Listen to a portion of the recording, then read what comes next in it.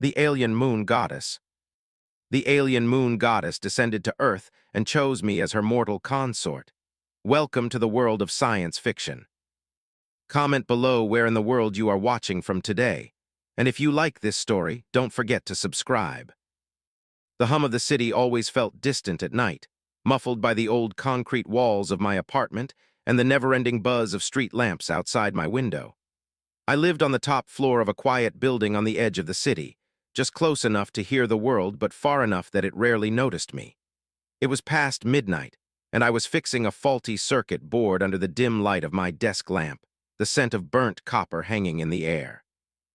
I wasn't anyone important, just a night shift technician who kept broken things running. People came and went, my phone barely rang. Life was simple, predictable, lonely sometimes, but I had grown used to the quiet. That's when the sky split open. I didn't hear thunder, didn't see a flash first, just a sudden tremble in the floorboards and a strange shift in the air pressure, like the moment before a storm hits but without the storm. I stood, moving toward the window. Something bright streaked through the sky, crashing somewhere deep in the woods near the edge of the city. It didn't explode, didn't throw up a fireball or wake the neighbors, but my skin tingled like the static charge of lightning had kissed the back of my neck. I hesitated for a second, then grabbed my coat and flashlight and left the building without a word. The city always had a strange silence around that hour, a kind of emptiness in the streets like it was holding its breath. I took my old motorbike down side roads, cutting through empty intersections and past shuttered storefronts until I reached the forest's edge. The trees were dark silhouettes against the fading glow, and though my instincts told me I was being stupid, my curiosity didn't let me stop. I followed the path for 10 minutes before I saw it, silver light seeping between the branches like liquid moonlight. The crash site wasn't dramatic, no crater, no smoke, no wreckage, just her. She stood in the center of a small clearing, bare feet touching the grass, her long silver-blue hair flowing in a way that didn't match the wind. Her skin shimmered faintly under the moonlight, pale like frost, and her eyes glowed softly like they carried their own small galaxy. For a moment, I didn't believe what I was seeing. My mind raced through every possible explanation, costume, hallucination, some bizarre prank, but none of it fit. She wasn't hurt, she didn't look confused. She looked at me like she had been waiting. "You came," she said, her voice rich and oddly melodic with an accent that didn't belong anywhere I knew. I didn't answer at first, I was too stunned. Then I cleared my throat and tried to sound calm. "You okay? What happened here?" She stepped closer and the light around her seemed to follow as though it bent toward her presence. "I've watched your loneliness," she said simply, without shame or awkwardness. "I've seen the ache behind your stillness. I want your warmth and your body." My breath caught not because of the words, though they were plenty jarring, but because she wasn't joking. There wasn't a hint of playfulness in her tone. She wasn't trying to seduce or manipulate. It was a declaration, a matter-of-fact statement delivered with the same weight someone might use to introduce themselves. I should have run, I should have called someone, but instead I stood there, heart-pounding, and asked the only thing that came to mind. "Who are you?" Her lips curved slightly. "Duh, once worshipped on a moon you call uninhabitable, now only a whisper in your stars." She reached out and touched my chest lightly just over my heart. "But I've chosen you, Eli Ward." I froze again at the sound of my name. I hadn't told her. I hadn't said it, but she spoke it like she had known it forever. Her hand was cool but not cold, and the moment her fingers brushed my skin, a low hum thrummed in the back of my skull, faint like a tuning fork struck at a distance. "This is insane," I muttered, stepping back, but not far. "You don't just pick someone like that, that's not how it works." Didn't argue, she just tilted her head and watched me with patient eyes. "And yet, here you are." I didn't know how to fight that. There was a gravity in her presence that didn't allow for doubt, not fear exactly, but something else. A pull. She wasn't threatening me, wasn't using power or force. She simply existed, and somehow I was being drawn in, like I'd already agreed to something without knowing when. The silence stretched between us. I looked around again, expecting some hidden craft, some proof of her descent. "Where did you come from?" I asked, quieter this time. "Far beyond this place," she said, glancing toward the moon above. "But I didn't fall, I descended." There was a strange distinction in the way she said it, like she wanted me to understand this wasn't some accident but a choice. Then, without waiting for permission, she took another step forward and brushed past me. "Take me to your home," she said. "This planet watches, but I only want you." I followed because I couldn't do anything else, not out of fear or submission, but because every instinct inside me was screaming that my life had just changed, and the answers wouldn't be found standing alone in the woods. We rode back silently. I caught glimpses of her in the mirror, hair dancing lightly despite the stillness, eyes fixed on the stars. Back at the apartment, she walked through the door like she belonged there. She didn't ask where to sit or if I had food. She looked around, touched the wall, and let out a quiet sigh. "Simple," she said, "but honest." I stood awkwardly at the edge of the living room while she wandered. "Are you planning to stay here?" I asked, feeling the full weight of everything finally catch up. She turned, meeting my gaze with something softer. "I crossed galaxies. I chose this world. I chose you. You can tell me to leave, Eli, but I will not stop wanting you." I didn't respond right away. I just stared at her, heart still racing, mind spinning in circles. I didn't know what tomorrow would bring or if the world would ever be the same again, but somehow, in the middle of all that uncertainty, one thing was clear. She had walked through my door not because she had to, but because she wanted to. The next morning, the world had changed, and it wasn't just my world anymore. The sun rose on a planet that had been touched by something otherworldly, and already the internet buzzed with theories, blurry videos, and outlandish claims, while news anchors scrambled to make sense of sudden celestial sightings and social media exploded with conspiracy threads. I was sitting at my kitchen table, watching to eat scrambled eggs with her fingers. She didn't seem to understand utensils, but she wasn't careless. She moved like someone who knew control, not someone clumsy with new surroundings. When I asked her if she'd ever eaten Earth food before, she just smiled and said, "Not like this." Her presence still didn't feel real, even sitting across from me, her silver blue skin catching the light, hair cascading over one shoulder like living silk. There was a strange dissonance. Everything in me said this should be impossible, yet there she was, chewing slowly, tilting her head to observe a potted plant on the windowsill as if it were a marvel. When she finished eating, she stood and walked to the window, her fingers brushing the glass. "They will come soon," she said, her voice quieter than before. "The ones who speak for your world, they will want to own me." I asked her if she meant the government, and she gave a slow nod. "They will send people who wear confidence like armor. They will not understand me, only what they can gain from me. They will try to move me from you." Her words struck a nerve. I didn't consider myself special, definitely not someone important, but I wasn't about to let some agency knock on my door and drag her off. I was still trying to process everything, sure, but whatever was happening, it felt personal now. She wasn't just an alien who appeared in a beam of light. She had chosen me, and the weight of that was starting to settle in my chest like something solid. I asked her why she chose Earth at all. She didn't answer directly. "Because you dream," she said instead. "Because even when no one watches, you hope." Before I could say anything else, my phone lit up with notifications, emergency alerts, national security warnings. Unidentified extraterrestrial presence confirmed over North America. They weren't being subtle about it. Someone had spotted the descent, maybe even recorded it, and now the powers that be were in full alert mode. It was only a matter of time. We didn't have long to wait. By mid-afternoon, black SUVs lined the street, and men in dark suits walked up the stairwell like they owned the place. They didn't knock. They just opened the door and stepped in like they had every right. I stood up fast, blocking their path as best I could, but they didn't even glance at me. Their eyes were locked on her. They didn't move. She sat calmly on the edge of the couch, one hand resting on her knee, her posture straight and regal.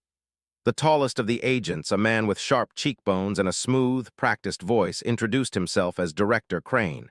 He didn't offer a badge. He didn't explain what agency he represented. He simply said, "We need to speak with the extraterrestrial." I told him she had a name. He didn't care. Crane stepped forward and addressed her like she was a malfunctioning machine. "Your presence here is a global incident. We need to evaluate the threat level you represent. You will come with us." Just stood slowly, her expression unreadable. She looked at me, then back at them, and said, "No." The temperature in the room seemed to shift.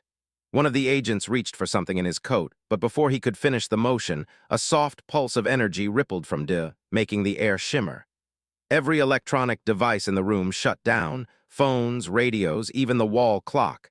Crane's earpiece sparked and died. She didn't raise her voice. "I will not be caged. I did not come here to be studied. I came for him." That's when they realized I wasn't just some bystander. I was part of it. One of the younger agents moved toward me like I was a loose variable they needed to control, but I stepped back and grabbed the breaker switch near the kitchen door.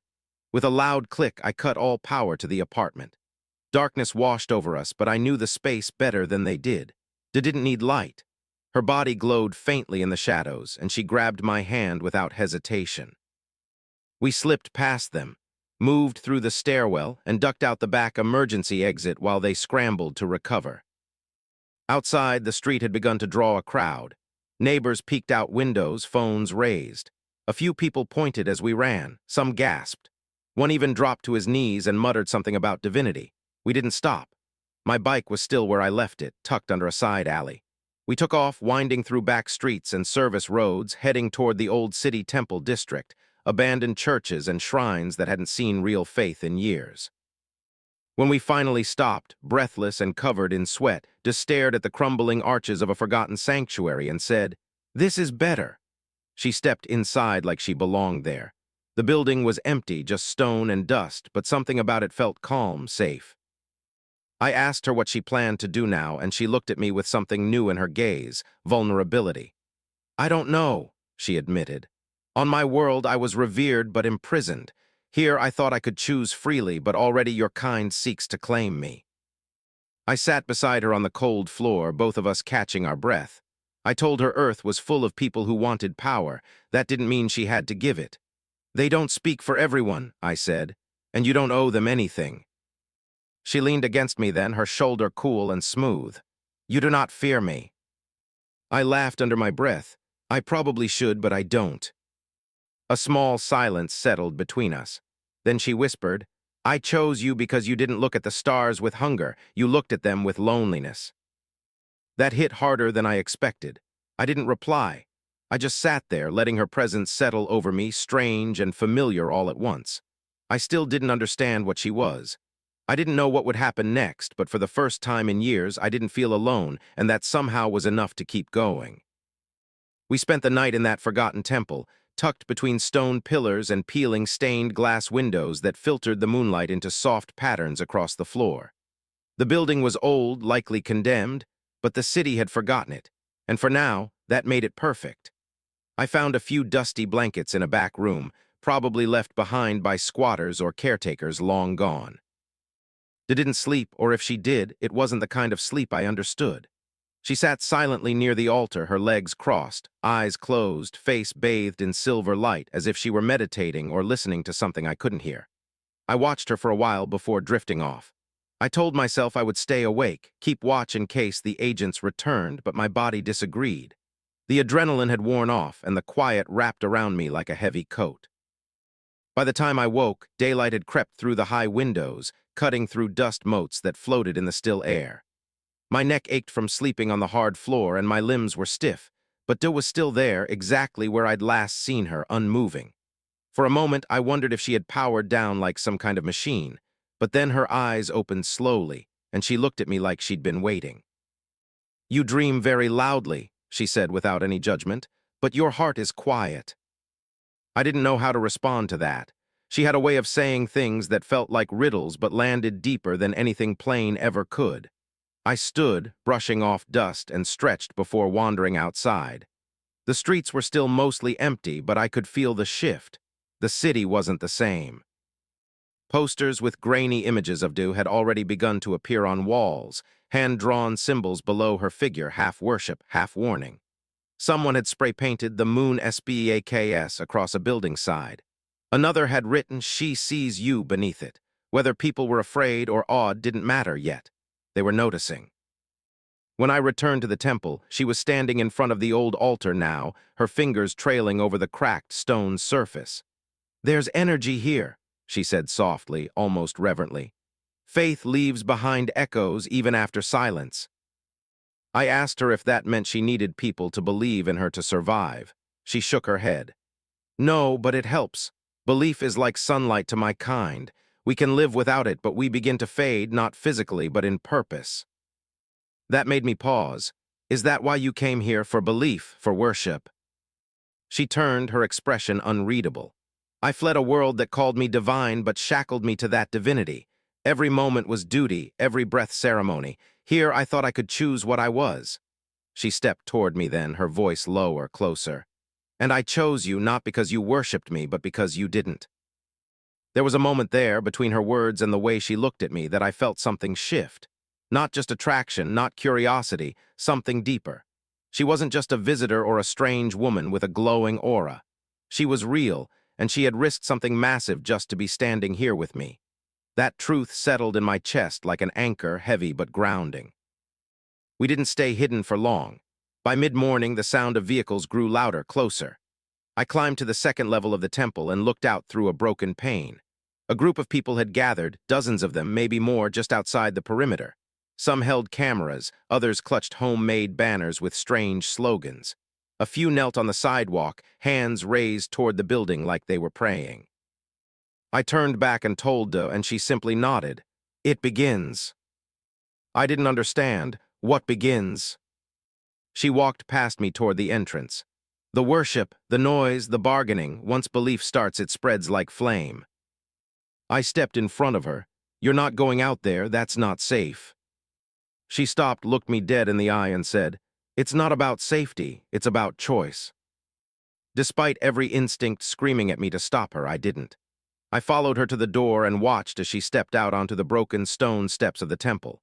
The crowd reacted instantly, gasps, cries, some falling to their knees again. A woman screamed, She's real, she's here. Phones lifted, faces blurred into a sea of awe and panic. De raised a hand and the air shifted again. Calm spread like a ripple, not forced, just natural. Even those who were shouting fell silent. I did not come to rule, she said, her voice carrying without effort, clear and ringing. I did not come to judge, I came for one reason, I came for him. Her eyes found me, and even from the top of the steps, that gaze felt like a tether. But you can choose if you wish to listen, I will not turn you away. The crowd didn't erupt into cheers or collapse in fear, they just watched. Someone whispered, "Duh," like a prayer. Another dropped flowers at the bottom of the steps. That was all she needed. She turned and came back inside. I closed the door behind her, heart pounding. You just made yourself a symbol, I said. She sat on the edge of the altar again. No, they made me one. I only answered the call. I walked to the back room, needing space, needing to think. My head was buzzing with 1,000 questions. What did this mean for the world? For her? For me? I didn't have answers, and I wasn't sure I wanted them. When I returned, she was holding a small device in her hand, metallic, oval, pooling faintly with light. This is part of what connects me to the moon, my world, my kind, she explained. It's called a lunar core. It holds memories, maps, energy signatures. I shouldn't have brought it here, but I needed it to survive the descent. I asked her what would happen if someone else got their hands on it. Her face darkened. They would tear it apart, use it to track others like me, or worse, use it to call them here. The gravity of that hit hard. She had brought something valuable, something dangerous, and now, with the world watching, it was only a matter of time before someone came looking for it. I told her we had to hide it, bury it, destroy it if we had to. She looked at me with a strange mix of sadness and affection. I trust you, she said, more than anyone I've ever met. That night, as the city buzzed with whispers and eyes turned toward the crumbling temple, I realized I was standing at the center of something massive. Something beautiful, terrifying, and alive. And at the heart of it was a woman who wasn't from this world but had chosen to be with me anyway. It didn't take long for things to spiral. By the next morning, news stations had shifted focus entirely to the footage from the temple had gone viral, spreading like wildfire. Clips of her stepping onto the cracked stone steps, her voice calm and clear as she addressed the crowd, were now looping endlessly on every major channel. Every anchor was asking the same thing in different words. Who was she? Was she dangerous? What did she want with a man like me? Of course, no one had real answers, but that didn't stop the flood of speculation. Some claimed she was an alien savior, others a celestial hoax created by advanced tech. A few wild-eyed pundits insisted she was a threat to national security and should be contained. I knew it was only a matter of time before someone took those words seriously.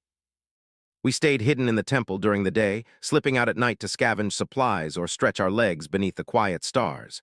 De rarely spoke when we walked, but she always held my hand, as if grounding herself in this strange new world through touch.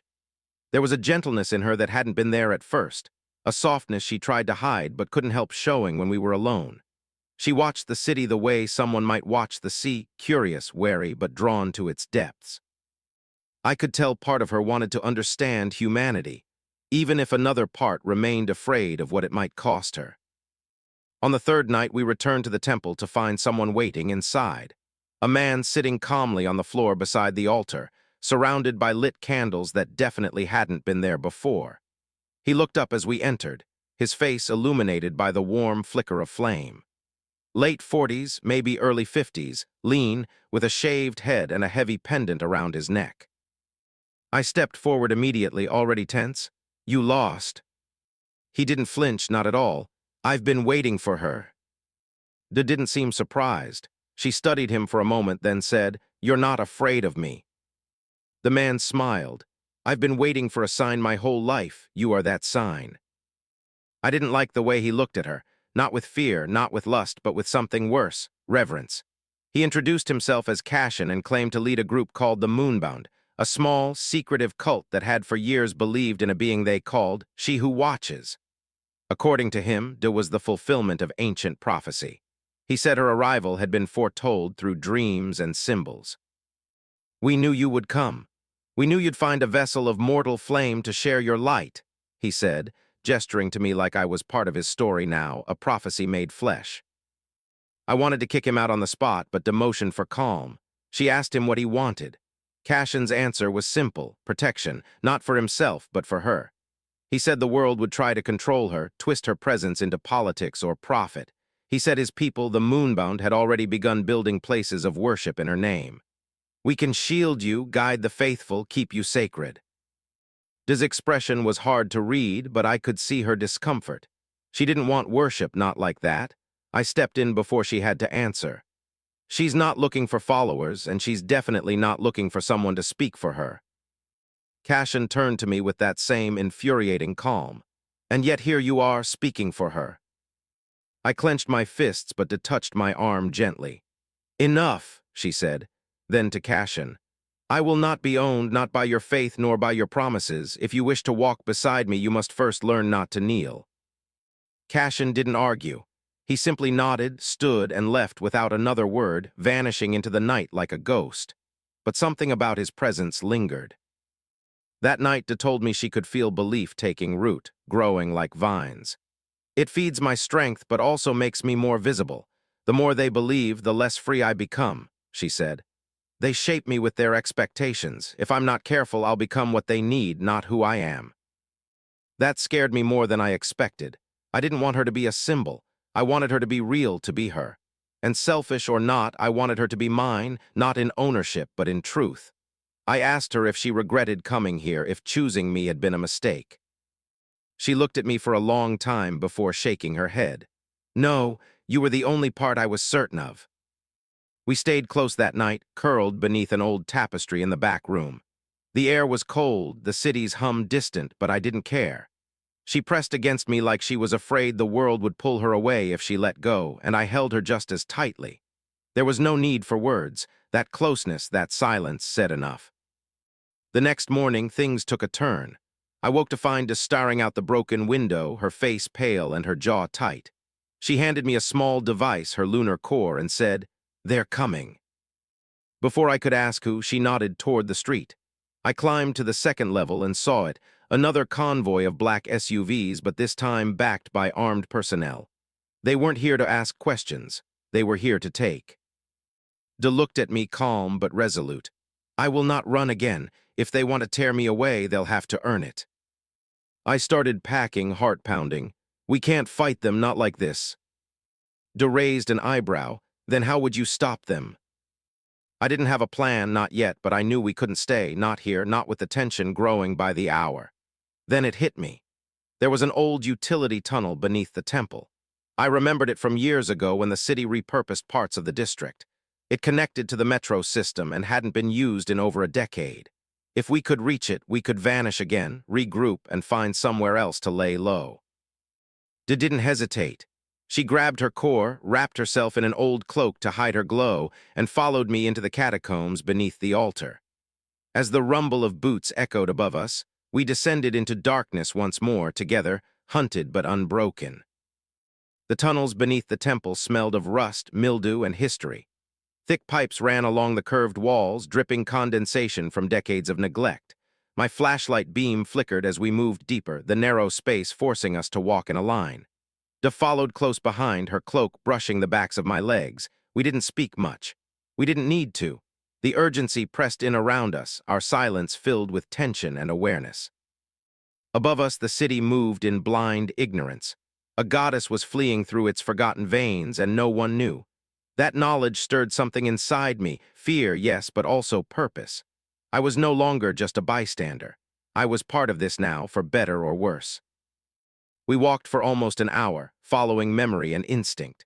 The tunnels were like a maze, but I knew the path I needed. Years ago, before I'd switched jobs, I'd worked on a city contract to restore emergency routing under the metro. Some of the older maps had never been digitized. I remembered one specific passage that led to a collapsed maintenance depot, long abandoned but still reachable through the back tunnels. If it hadn't caved in further, it would give us breathing room. Eventually, the space opened up into a dark, wide chamber. Collapsed beams and scaffolding leaned against the walls, but there was enough space to move and rest. I pulled off my backpack, grabbed a portable lamp, and clicked it on. Pale light filled the room, casting long shadows against the walls.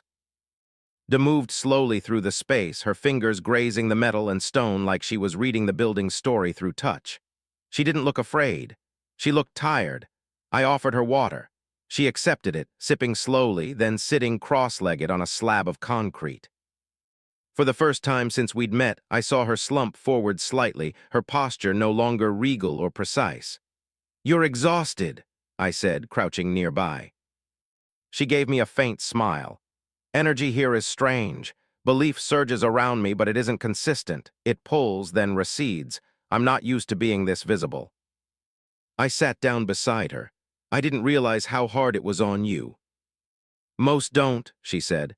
"They see power and think it's effortless, but existence for my kind is complex. The more attention I receive, the more I'm shaped by it. Worship alters me. It's not something I can fully control." That idea unsettled me, the thought that people's perception of her could mold her identity against her will. "You said you came here to choose to be free."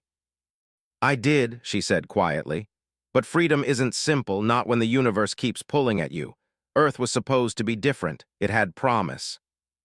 I reached over and took her hand, fingers lacing with hers. "We'll find a way, but you can't keep running forever." She didn't pull away, I know. We stayed like that for a while, the only sounds the occasional drip from overhead and the distant hum of metro vibrations. It wasn't peaceful exactly, but it was calm enough for the moment. Eventually, Da leaned her head on my shoulder. "Your thoughts are very loud," she said softly. "I've got a lot on my mind." "Share some of them." I hesitated.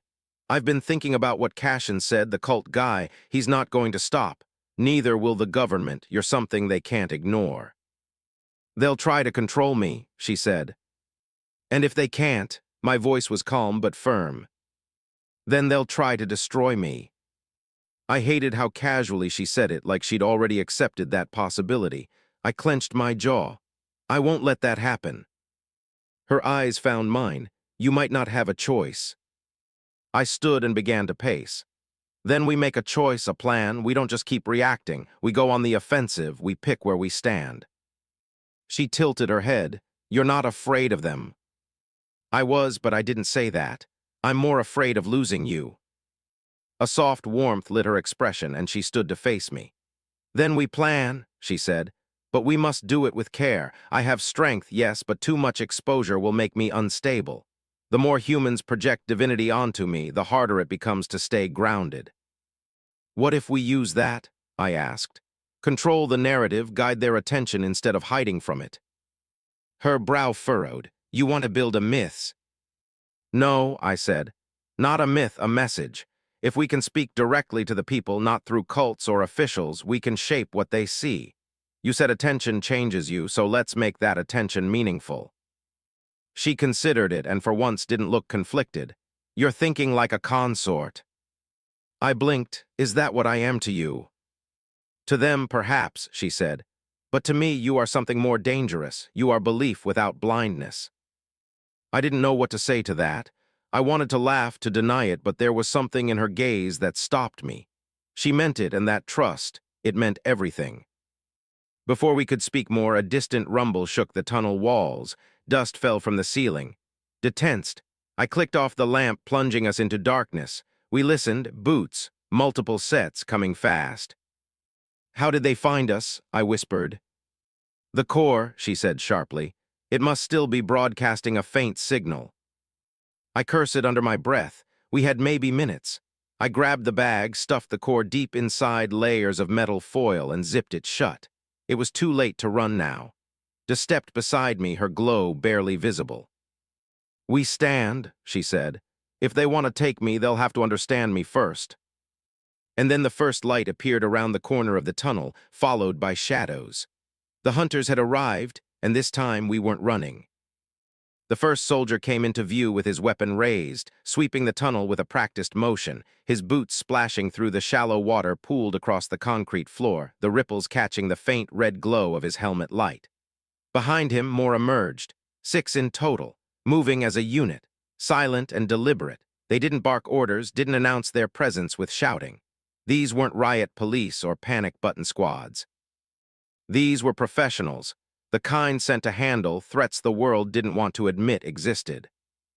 Their weapons were sleek, matte black with unfamiliar attachments, experimental, meant for more than just humans.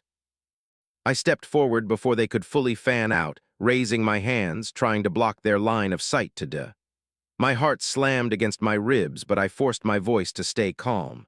She's not hostile. You don't need those. The one in front, his armor marked with 3 small silver bars, ignored me. His visor tilted slightly, assessing behind me. Step aside, he said, his voice clipped and mechanical through the suit's filter. We are not authorized to negotiate. Then you're not authorized to succeed, Des said, her tone low but clear. She stepped out from behind me with deliberate grace, the glow of her skin illuminating the narrow space like moonlight on water. The soldiers flinched instinctively, adjusting their stances, weapons lifting higher.